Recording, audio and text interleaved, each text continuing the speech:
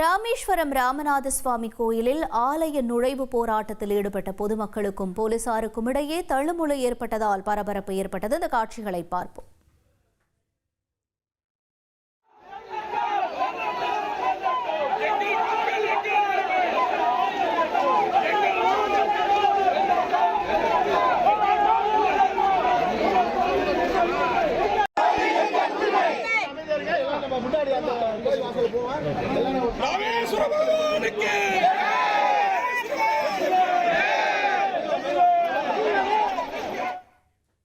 கூடுதல் தகவல்களை செய்தியாளர் விஸ்வநாதன் வழங்கிட நாம் கேட்கலாம். விஸ்வநாதன், வணக்கம். எதற்காக இந்த தள்ளுமுள்ளு? விவரங்கள் என்ன?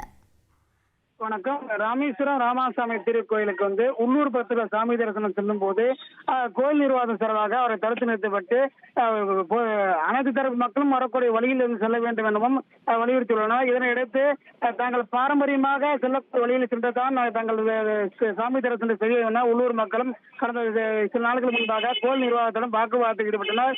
இதனையடுத்து உள்ளூர் மக்களை அனுமதிக்க முடியாது என கோயில் நிர்வாகம் குழுவை எடுத்து ராமேஸ்வரம் மக்கள் பேரவை குழு என்ற ஒரு குழு அமைக்கப்பட்டு அந்த குழுவானது அனைத்து தரப்பு மக்களையும் ஒன்றிணைத்து இன்று ஆலய நுழைவு போராட்டம் அறிவிக்கப்பட்டுள்ளது.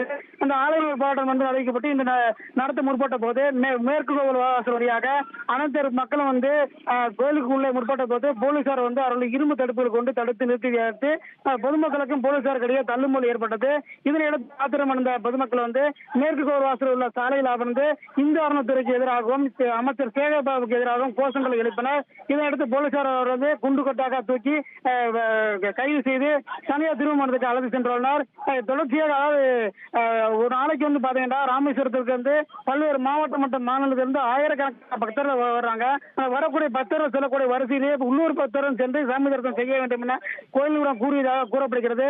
இதனாலேயே தங்கள் நாள்தோறும் சாமி தரிசனம் செய்ய முடியாமல் மீண்டும் மன உளைச்சலுக்கு உள்ளாகி வருவதால் இதையெல்லாம் சரி செய்யும் வகையில் இந்து அறநிலையத்துறை அதிகாரிகளும் அமைச்சர் உடனே நடவடிக்கை எடுக்க வேண்டும் என பொதுமக்கள் கோரிக்கை விடுத்திருக்காங்க. தகவல்களுக்கு நன்றி விஸ்வநாதன்.